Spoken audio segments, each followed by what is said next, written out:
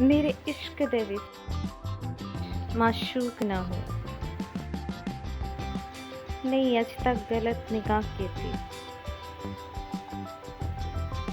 तेरी हर मुलाकात मैं इंज कीती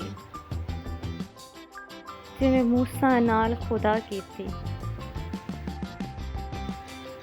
नहीं फर्क कीता तेरी पूजा विच, नहीं खतरां दी परवाह कीती। इक तैनू रब नहीं कह सकदी, बाकी सारी रस्म मैं अदा कीती। बाकी सारी रस्म मैं अदा कीती।